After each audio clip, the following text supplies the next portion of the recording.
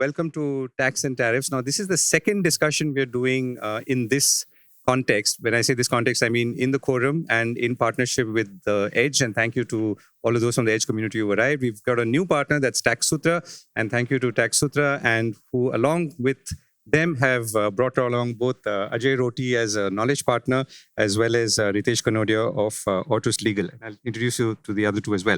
So the idea behind today's discussion, which we are recording for the core report and on video as well as audio, is basically to see the confluence or the intersection between the union budget that was presented on the 1st of February, which was a Sunday where we all worked, and the two agreements. One is a free trade agreement, one is the makings of a trade deal with the United States. And all of that has been happening, as you know, quite in a fairly fast-paced manner and in the last few days. So we've got three things that we are trying to connect. We have the India-EU FTA, which is a free trade agreement, quite literally. We have the India-US trade deal, which is not a free trade agreement, at least at this point, but involves reciprocal tariffs, but has more political significance at this point, at least as I see it, because it seems to suggest a thaw in our relations as opposed to, let's say, the frostiness that was there before that. And the India-EU FTA, which is definitely a lot more, let's say, there's a lot more friendliness. But as I understood from a conversation that I was part of, which had on Thursday in Delhi with the Indian Commerce Secretary as well as the EU ambassador, it was also a fight. And the ambassador said in that conversation that it was like a good match. We all took some blows, but at the end of the day, we came out saying it was a good match. So we enjoyed the fight. So therefore, nothing is easy in the world of trade. Blows are given, blows are exchanged, things are given and things are taken. So what I'm going to do now is to really ask our panelists to speak for about 4 minutes or so each, from their vantage point and how they see this intersection and affecting the Indian economy. And more specifically, from their, like I said, vantage points, it could be in clothing or as a macroeconomy. And of course, most importantly, in direct tax and indirect tax. So this is the scope of the discussion, after which, and there are people who are going to be constantly coming in as they're running late. I'm going to invite you to participate and ask some questions. So that's also quite important. On that note, let me introduce our other two panelists. There's Madhavi Arora, Chief Economist of Emkay, and Rahul Mehta, Chief Mentor of the Clothing Manufacturers Association of India, which represents about 27,000 clothing manufacturers and retailers who obviously are directly impacted and have been impacted by the tariffs that we've been seeing, or the tariff turmoil that we've been seeing in the last few months. So on that note, I'm going to ask Madhavi to start off to give us a macro overview on how she sees all of this and where we stand right now. Thank you, Govindraj. Am I audible? Yeah. So I think a lot is happening around the world. It's a very uneven space that we are in, both geopolitically and economically. Of course, we've had last 2 weeks of good news with regard to our FTAs. Just to note, we have actually been working on our FTAs for the last 20 years with EU, and last 5 years specifically with most of the nations, and sort of expedited that. That seems to have changed the sentiments, but we need to still take things with a pinch of salt, especially with the US, because we still do not have a fine print of where it is actually headed. Some of it is more like an intent. Say, for example, India intending to import up to 500 billion worth of goods from the US seems a little less plausible, given that currently we have just about 50 billion. Even if we take a 20%, 25% CAGR, we just about reach not more than 150 billion. So some of them are again intent, but I understand the current US dynamics or the current administration is such that these deals are largely interim in nature for all the other nations also that have sort of cracked those deals. But nonetheless, I think for us, the starting point is that we are at the same footing with our peers on trade, which is a good deal. From here on, we need to incrementally see how we gain market shares. We shouldn't lose sight of the thing and continue to expand our economic and policy horizon with other nations, and ensure that our cost of production actually comes down. So something like a logistic cost, one of the highest in emerging Asia and actually highest in one of the highest in the world at this point in time. So that itself could be worked upon. Apart from that, of course, policy easing with regard to factors of production that needs to be done. All of those are, again, deregulation. All of these things are already in the pipeline. But the big overhang as far as the headline is concerned is taken care of, which is the so-called India-US deal. From other macro perspective, if I go beyond just exports aspect or the financial markets aspect, to some extent, I think the consumption investment dynamics still look very patchy to me. I'm sure. I'm not sure whether we are discussing that bit at this point in time, but my sense is that while last year we saw some uptick in rural consumption, and end of the year also saw urban consumption picking up owing to lower tax incidence due to cut in GST and income tax cuts as well at the margin. I think the income side of the economy is still very difficult to sort of gauge, especially the urban middle income trap, which is where I think the long term trends of demand would really come through. And that's one of the reasons why the private sector investment is still not, picked pace despite whatever we've seen from the policy end, because there is still lack of conviction on demand. I think exports is a big boost for us if at all we are able to cash in the next 5-6 years. It's not going to be immediate. These dynamics take time to play. We still have a lot of work to do back home to make our goods competitive, irrespective whatever the tariff we are facing at this point in time. So I think the domestic dynamics, which is the consumption investment paradox, is still pretty much there for me. Policymakers have done their bit, but I think there's some bit of a structural pain which is there and which will take time to ease off. But nonetheless, at least from the financial markets point of view, from the global dynamics point of view, I think we are now better off than where we were, say, a month or two ago. I'll stop here. Okay. Quick question. So a week has passed since the union budget. Of course, it seems like much longer. What are your takeaways? I mean, there was a lot of discussion on the fisc and how much the government is spending on capital expenditure. What's your sort of... And also, I mean, is your takeaway different from what it was last Monday to this Monday? Not really, because, see, budgets have honestly become non-events for me. And it's a good thing, right? You don't want... I mean, nowhere in the world do you see, which budget's been discussed so much? Like in the US, a budget, you don't even probably know when the US budget's out. It's generally out in September, which is their fiscal year. But nobody talks about these budgets to the extent in India, it's hyped up too. So I think to that extent, the hype is reducing, which is a good thing. And policy is also becoming very predictable to a large extent because they've given their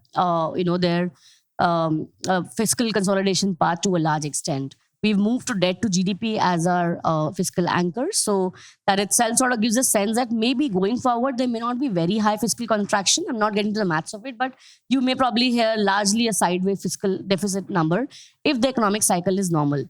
But more importantly, I think if you look at the way policymakers have been projecting the budget, they've realized that they need to do a lot of heavy lifting with regard to capital expenditure. They've been doing that post-COVID.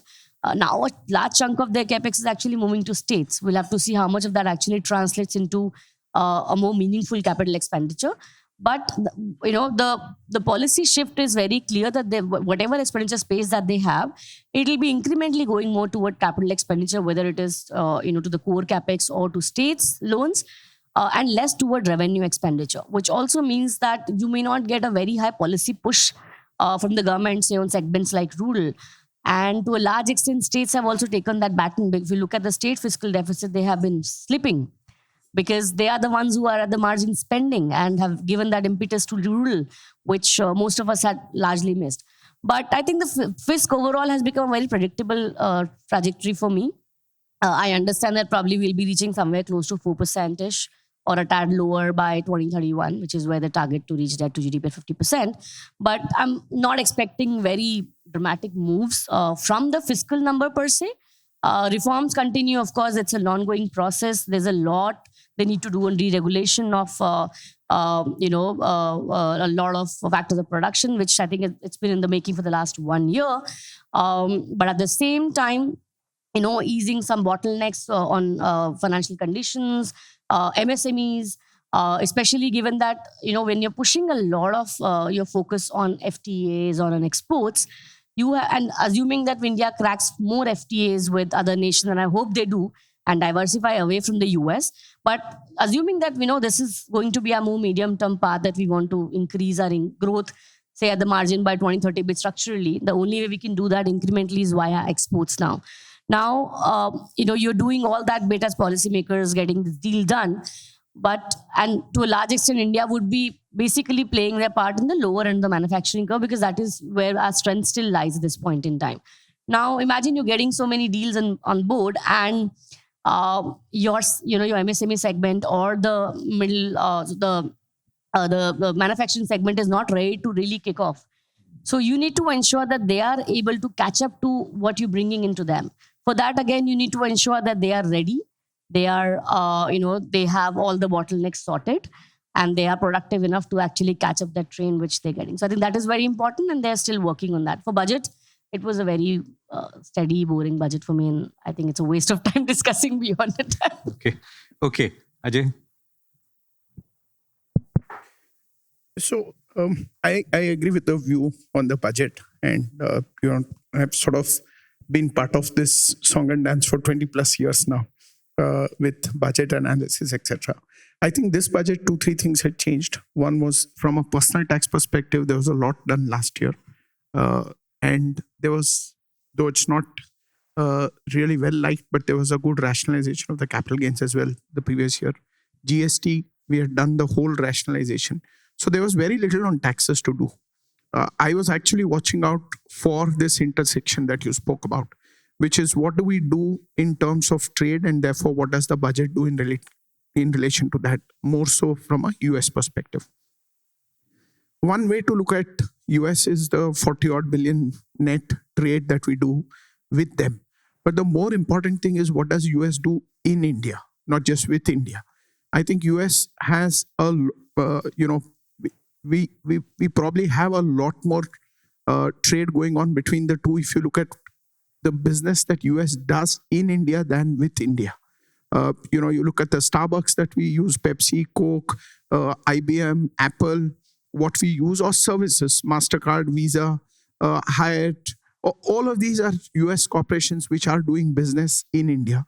What I had seen dealing with some of these multinationals over the last few months in particular was because of the relationships and because how the US administration would view expansion in India.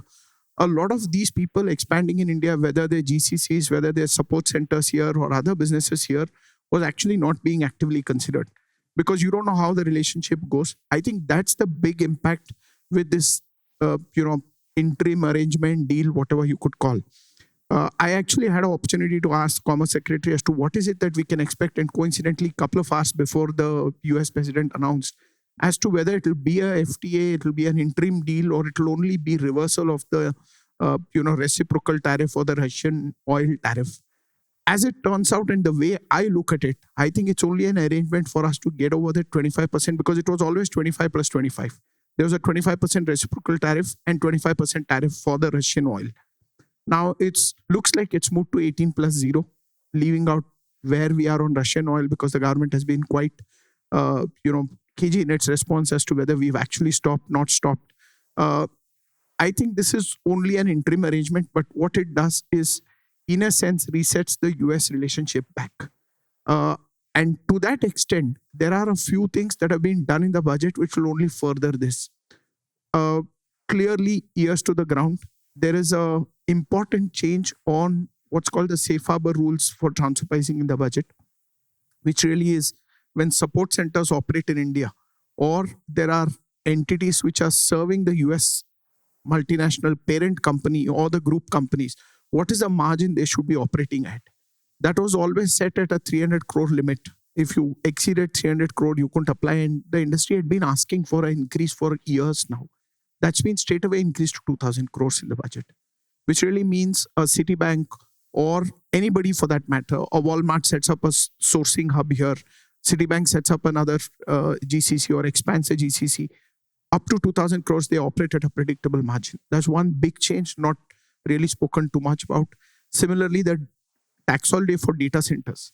In the last 1 week, I have had 2 conversations with my clients where they have come back to say, can you explain this in greater detail? Because we are looking at data center and, we would consider in India because the tax holiday is now until 2047. These are 2 big things, again, nicely fitting into the, trade deal announcement. Now, whether the finance minister was aware that the trade deal was very close, I think she was. And some of these announcements clearly indicate that.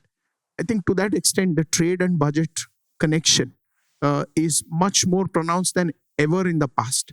The last point on this is, again, there is some softening of the blow for the tariff, even this 18%. Now, whether the rupee movement is a part of that strategy or not is for anybody to guess. But the larger thing is there are a few other things. RBI has eased the collection period for receivables. You can get advance against export for a longer period of time. I think there are a few more measures that have been taken to ease this 18% impact as well.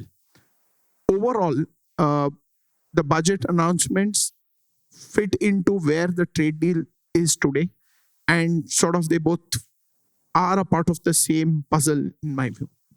I think the connecting point I see between what Madhavi says and you say is that how do we prepare industry for this 18% world, so to speak?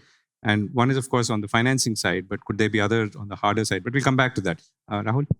So, as far as the textile industry is concerned, and particularly the apparel industry, once the excise duty component was moved out into the GST Council, the budget actually stopped being that relevant to the industry.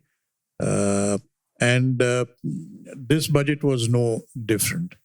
It was, in a way, more of a long-term strengthening of the supply chain, which I think this budget attempted. The textile mission, the handloom mission, setting up of design centers and additional design institutes. So I think it tried to strengthen the long-term and supply chain, but it did not attempt anything to increase or to improve consumption. So that was the only possible negative against this budget.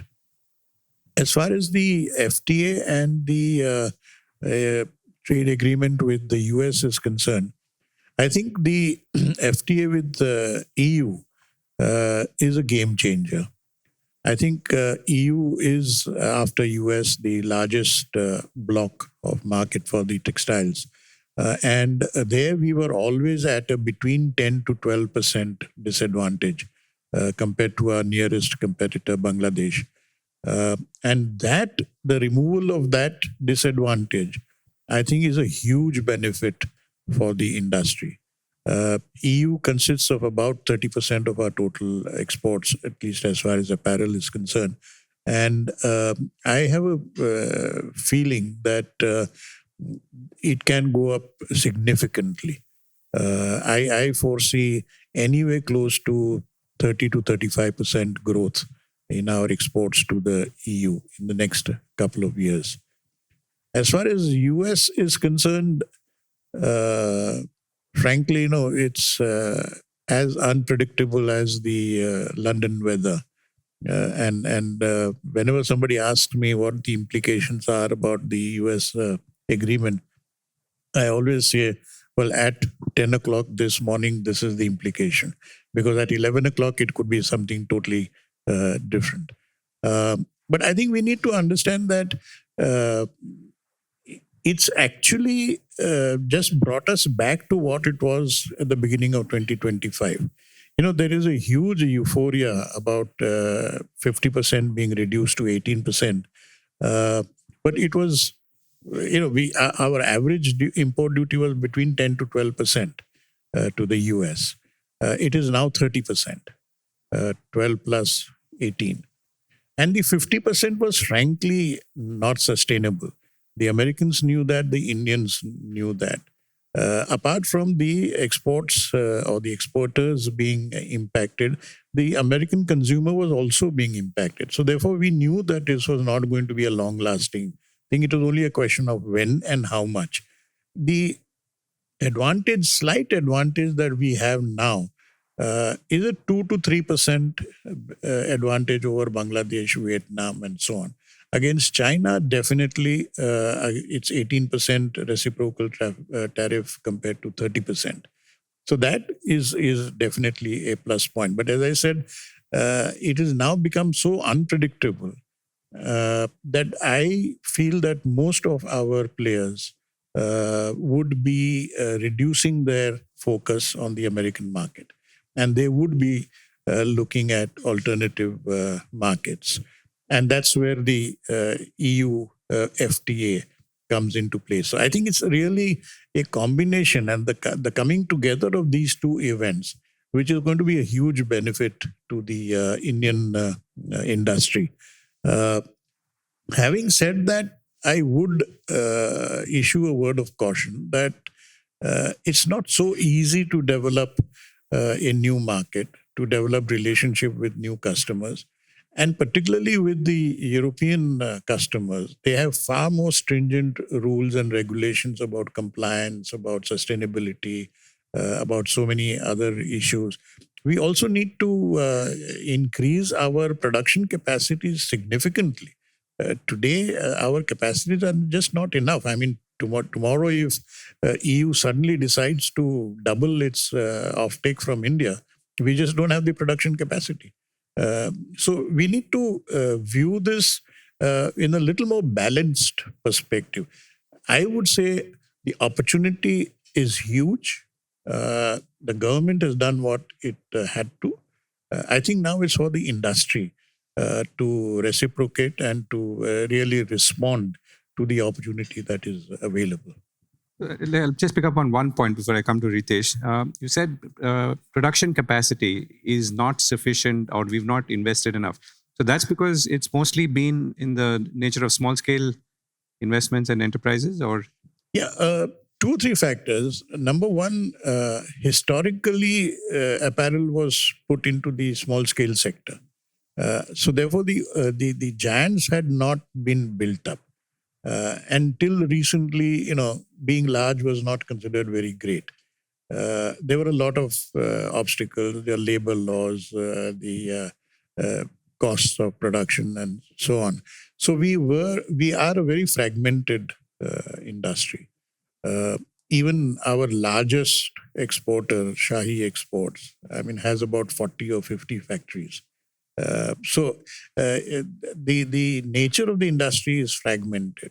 And that is where it really becomes an issue, because we cannot use the latest technologies, again, because of scale of production at one particular unit. So that when you said 40 to 50, you're saying that's not enough. No, it's too many. Too many, okay. Let's say the average size of the Bangladesh factory, garment factory, would be about 2,000 to 3,000 machines. The average Indian factory would be 300 to 500 machines. So the scale of production per unit is very, very low. So that's one big disadvantage. Also, the profitability has not been really all that great.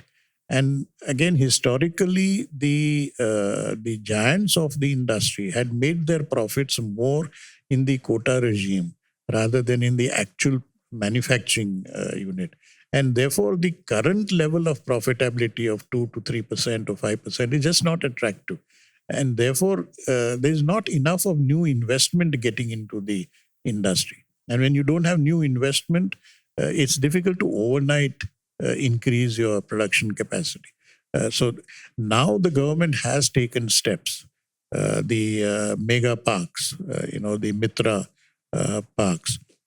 These are steps that should have been taken 10 years earlier, but have now been taken. And as I said, frankly, today, the problems lie more with the industry. And I'm a very unpopular speaker within my colleagues. But the problems lie more with the industry rather than with the government or other regulations. And it is now time for us to really, take charge of ourselves and stop just crying and moaning and groaning and get on with the action. Got it. Ritesh? Yeah. So, budget has actually become a non-event from an indirect tax perspective, as already said by everyone. Our budget is the GST Council meetings, where we just saw GST 2.0. A good change, I would say. Though there are certain issues which are still pending in terms of accumulation, etc., which is separate. I think textile sector is one of the biggest impacted. One of the biggest things which I've been seeing over the past few years is the government policy on Make in India and ease of doing business. That has been the theme of the government, like the changes that we've seen in GST, for example, clarifications which have been issued are unprecedented. It has not happened initially, but in the last 3 years, clear focus on issuing clarifications, removing issues. Even in this budget, for example, if you see things like there was a provision on intermediary in law since 2012 being debated, disputed, the government just took it away for service exporters, for example. On the Make in India perspective, you can clearly see a theme where the government is trying to reduce duties on raw materials, parts, components, specifically sectors where India has a capacity, increasing duties on finished product. This has been consistent. Also, if you see the schemes which are there, like the PLI scheme, where the government wants investments to come, the government is introducing, incentivizing manufacturers to come and make investments, set up plants. There are state incentive schemes, etc. And if you see whatever has happened, even under the customs law in the budget, it is from that perspective. So whether it be faster clearances, without the vigilance of the officer, you see a lot of changes in terms of automatic processing of the goods, automatic release of the cargo. Government is giving a lot of emphasis on the AU accreditation scheme. They're granting benefits to say that come and become an AU, allow us to do faster clearances for you. So we are clearly seeing that happening at a ground level where the government is trying to ease processes, making it simpler for cross-border transactions.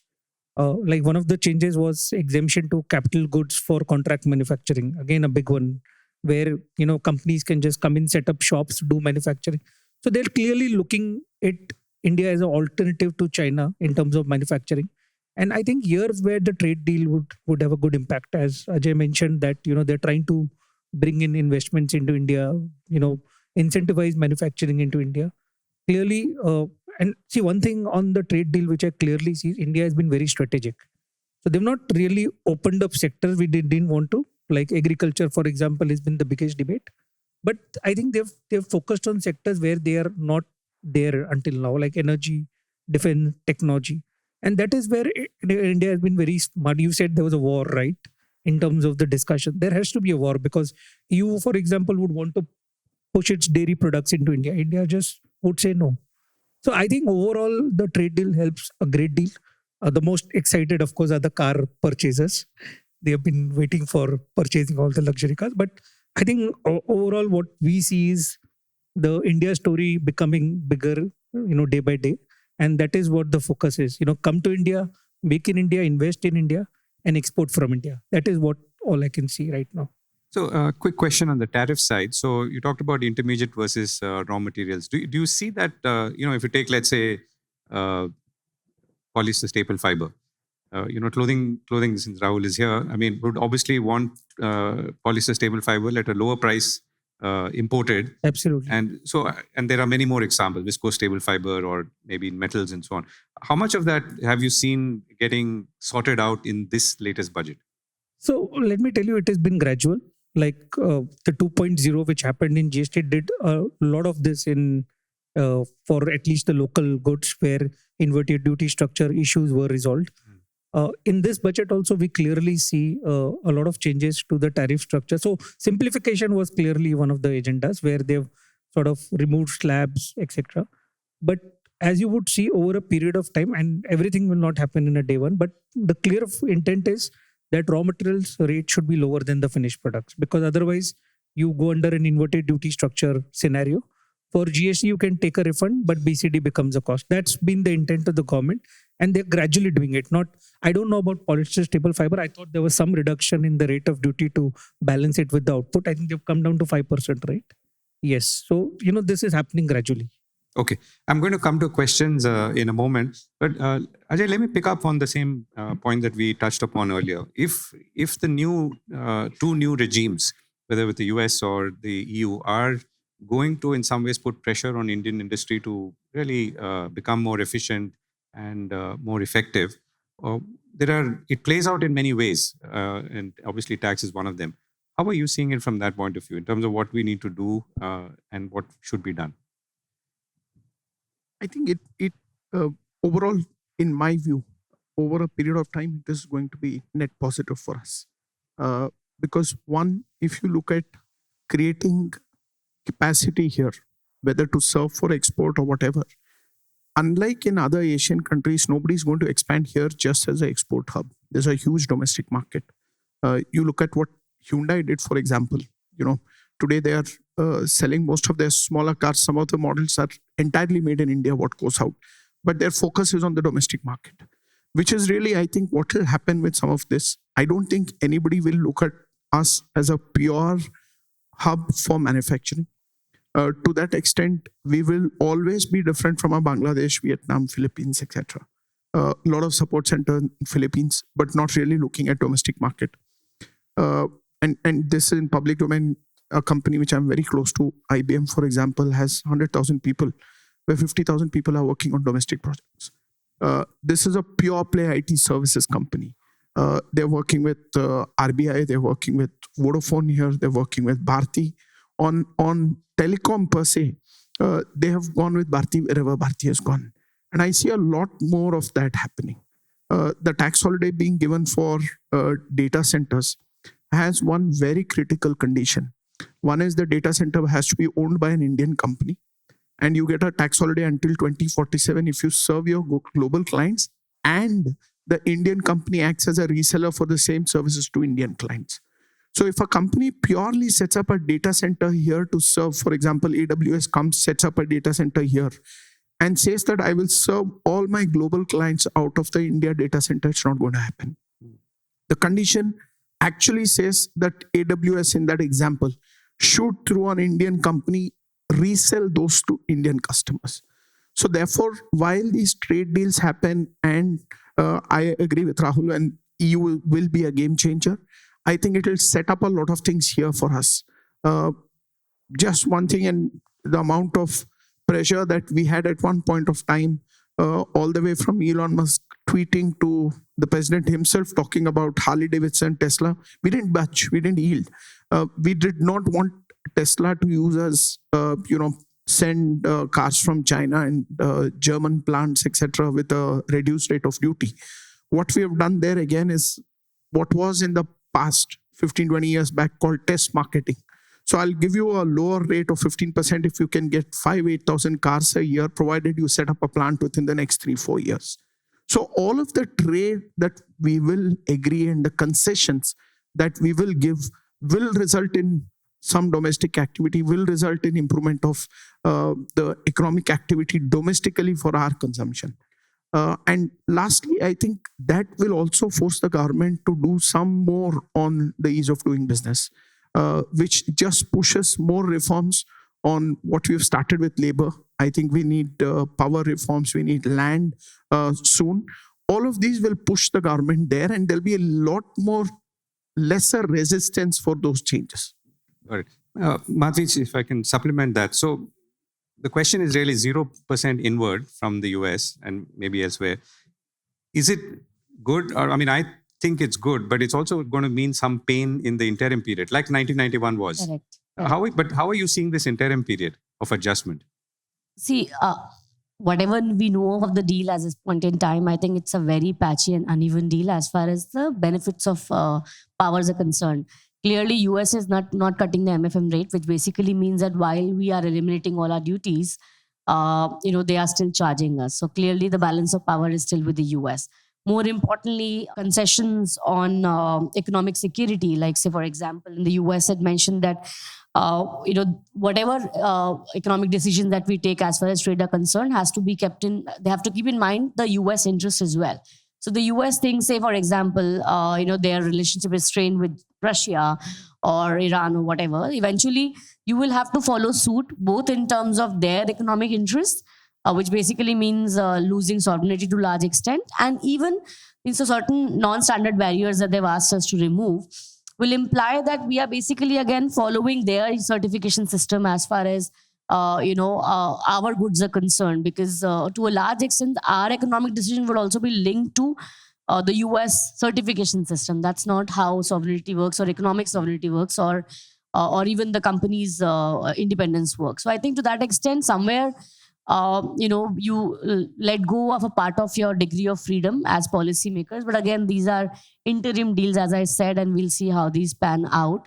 Some of them are largely intent, but it's still the balance of power, as far as the deal is concerned, is still very Americanized and not very domestic. But I think we need to somewhere let this go, because it was impacting the financial asset classes to the extent that it was spilling onto macro decision making as well. So it was a good start, but I still believe that somewhere it's an unfair deal, but that's what the US is doing any which way. Okay. Rahul, when as duties come down, including with the EU where the runway is clearer, it also means that Indian industry has to become much more efficient than what it is today. Can I ask you a sort of unit cost example? So suppose you were to take a t-shirt that you would manufacture in India and export. How are we placed today? We were, let's say, a year ago, and how could we be placed a year later? See, till last year, till now, the import duty in EU ranged between 9.5% to 12% for Indian apparel. And Bangladesh had 0%. That 9.5% to 12%, that is what is going to become 0%. So therefore, obviously, our goods will be about 10% cheaper than what it was earlier. As regards the imports coming in from Europe, presumably, whilst we have not yet seen the fine print, presumably the country of origin clauses will also apply. And therefore, the zero duty for goods coming in from EU will only apply to those goods which are actually manufactured within Europe. There is not too much of production in Europe, and especially of garments. So we are not very worried. In any case, most of the European products would be more expensive. So yes, psychologically, as far as the consumer is concerned, he or she would prefer a European brand to a typical Indian brand. And therefore, we will have to work on our quality, on our efficiencies, etc. But on a purely cost basis, I'm not very worried. Okay. It's not going to impact the Indian manufacturers too much. Okay, Ritesh, you want to come in? No, I agree with Rahul. As I said, India has been very strategic in terms of what they open up their market and where they sort of deal on these trade deals. One point which I wanted to pick up was on the rules of origin, and we have been seeing this in India of late, where while there is a trade agreement with countries, important is what happens at the ground level. Because all these FTAs, so there was a statement, I think sometime back by Piyush Goyal, that FTAs are not working in favor of India. And in fact, at some point in time, he made a statement that we should actually scrap FTAs. Now we are seeing a very different scenario. And the reason being is that the discussions are very different in terms of, so you talk about establishing EU manufacture or India manufacture. Clearly, there are certain rules that you have to follow, value addition, etc. And here, I see a lot of it getting litigated, disputed in India, or let's say in US or EU. This is clearly one of the most difficult. In fact, I was speaking to somebody to say that how does an Indian importer actually establish whether the exporter has satisfied the rules of origin or not. And that's where I think at the ground level, the entire process becomes complex. We do not see this only with respect to the trade, but we also see with respect to all the taxes that are being levied in India. For example, take GST. While yes, the overall story is very good at a higher level, but at the ground level, you see a lot of nuances. There is a lot of chaotic situation happening where actually people are talking about litigation as one of the largest practice areas. So I think there has to be a balance of what the bureaucracy thinks in terms of where the country wants to be, whereas what is happening at the ground level. And if that balance is not achieved, we talk about manufacturing in India, ease of doing business, etc., expanding the manufacturing capacity. I have heard global clients saying it, why should I come to India? Let me go to someplace else where laws are simple and easy. So implementation, I think, both from a tax perspective and from a tariff perspective becomes key, to my view. Got it. And Ajay, I'm going to come back to you on that for a last word in a moment. But any comments from anyone here?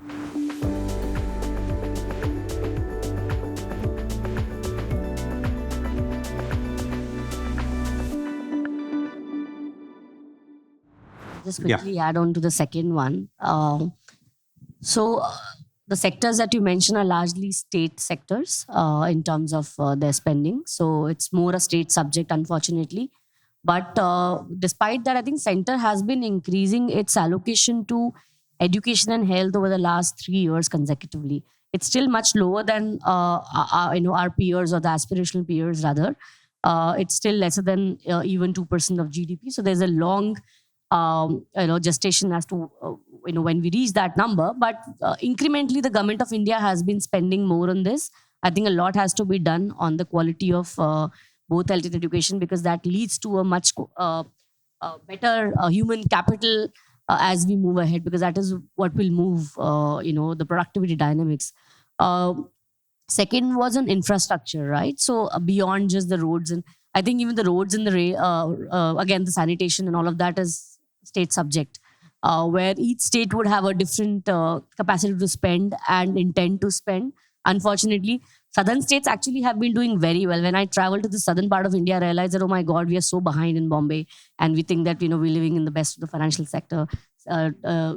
But I think to a large extent, it is the state intent which plays a very important role.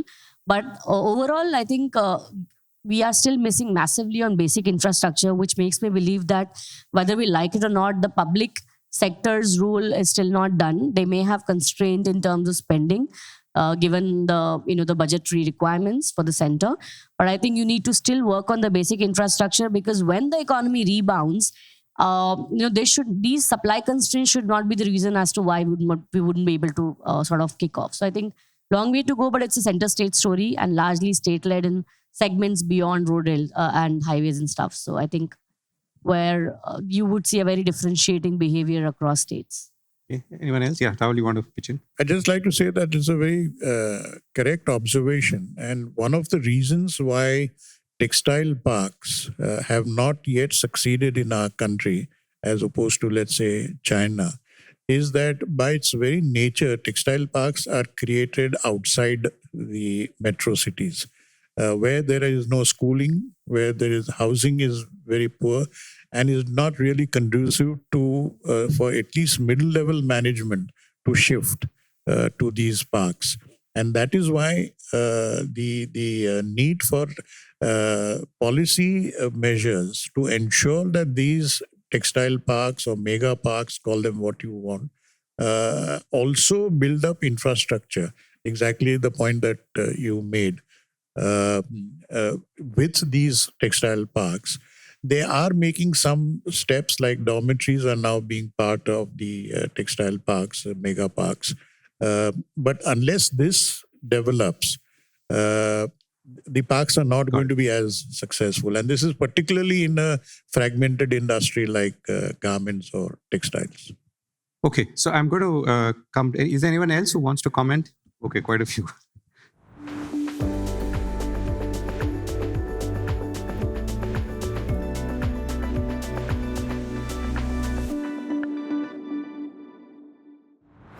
This time, January GST collections were 1.94 lakh crore, highest ever.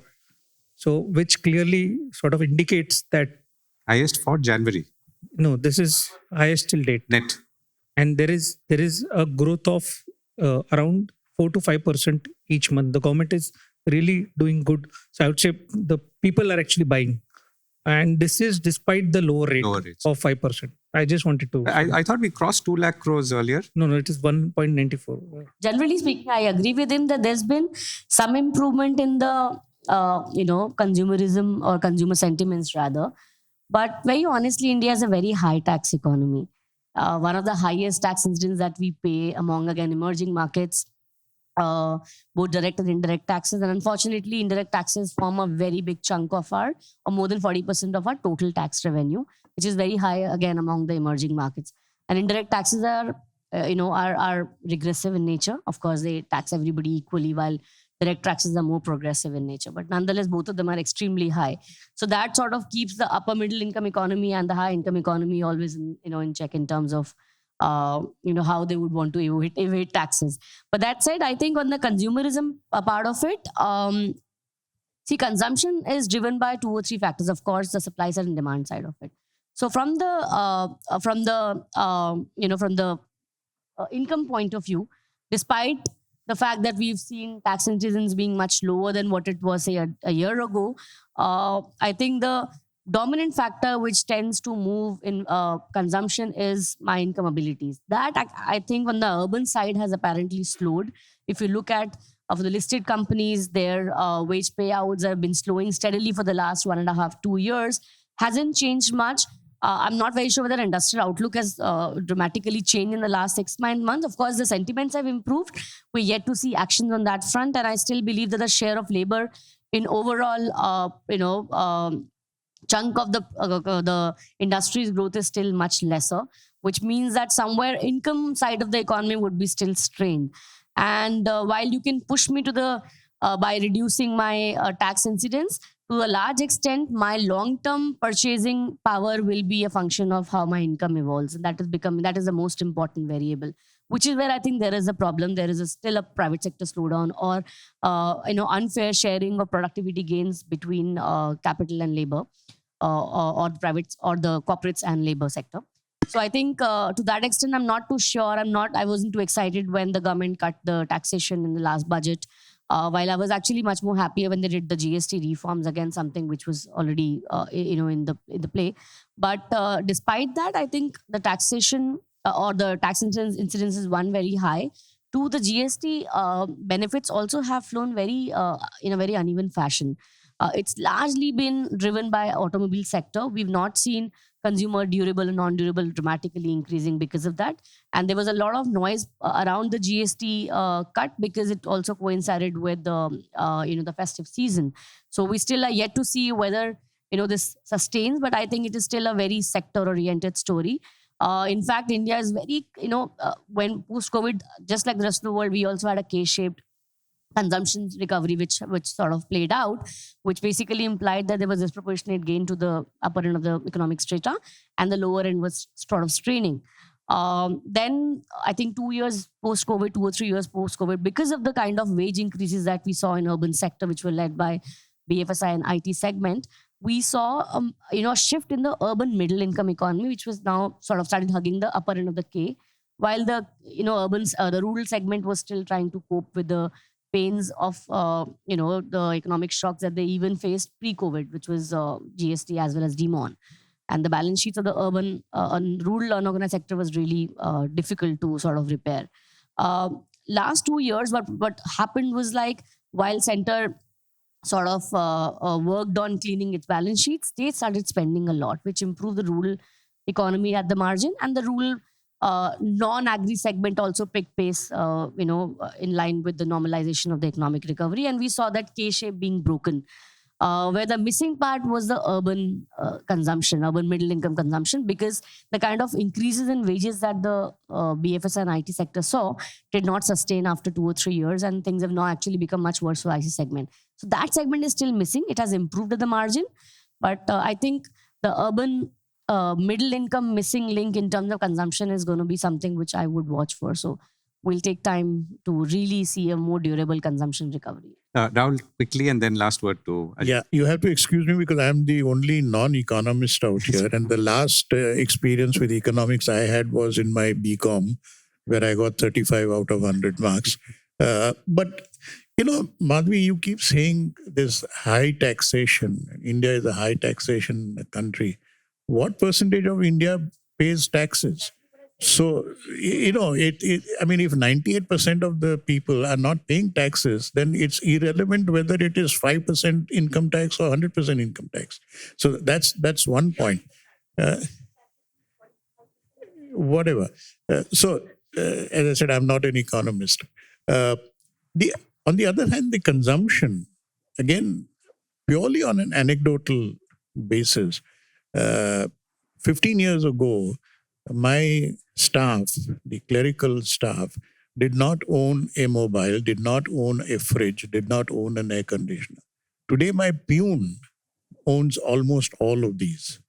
So obviously consumption has increased. Today, Indians have become the most sought after tourists in most of the countries.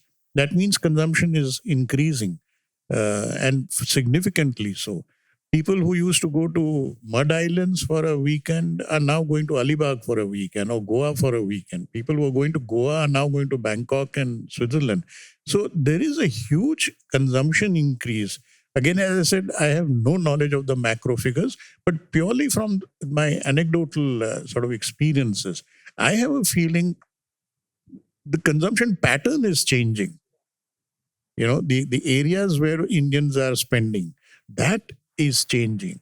But consumption as a whole is going on a pretty fast clip, and I think will only go fast. No, I think the trajectory is upwards. I think questions are asked, particularly when listed companies are involved. How fast is it? I mean, obviously people are buying. What you're talking about is more an aspirational economics, which is very good because obviously we are growing, we are evolving, we need to be more aspirational. But as you rightly said, in the urban sector, there are, different segments. The new age economy is much more experimental.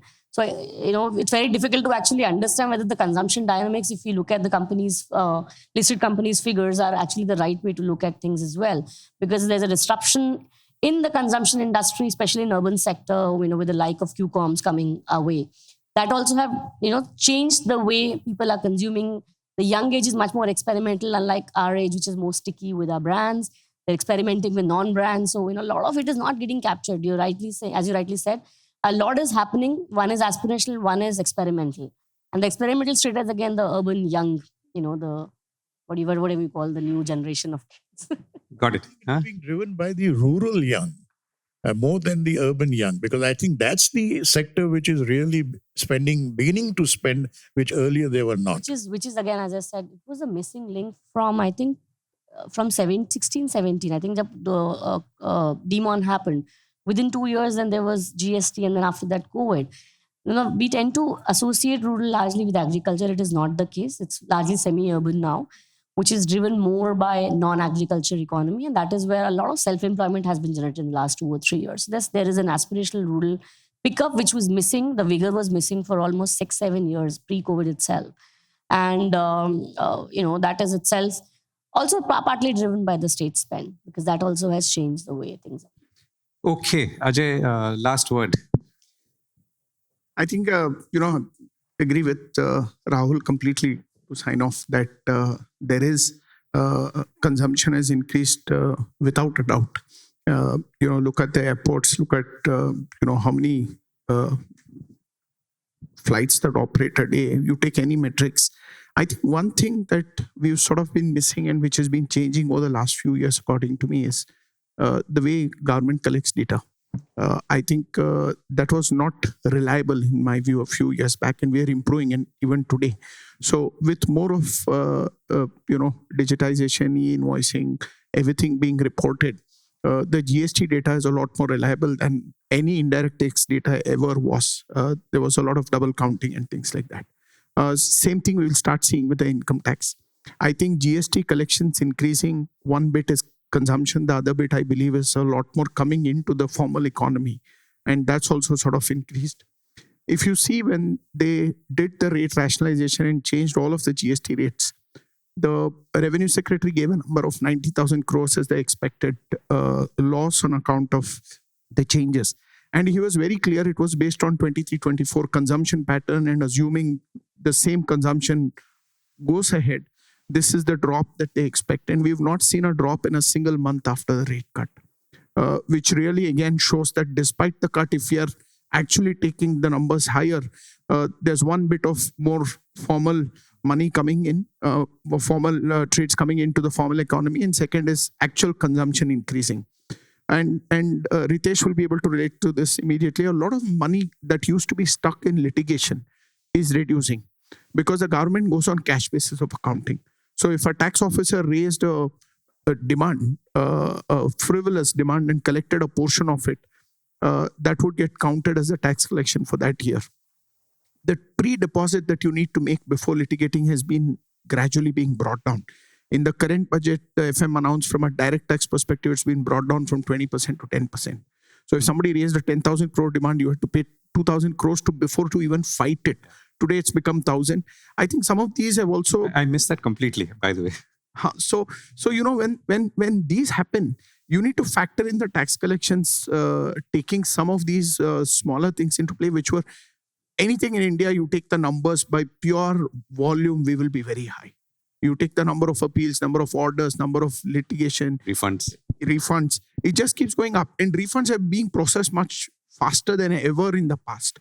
So therefore, that also is netting off the tax collections. Despite all of this, we've had a growth which really indicates that, like Rahul said anecdotally, each of us see what we are seeing around us, people around us, ourselves, what we see happening generally in the economy, the number of malls that have come up, number of construction that's happening, the roads, airports, etc. I think there is consumption.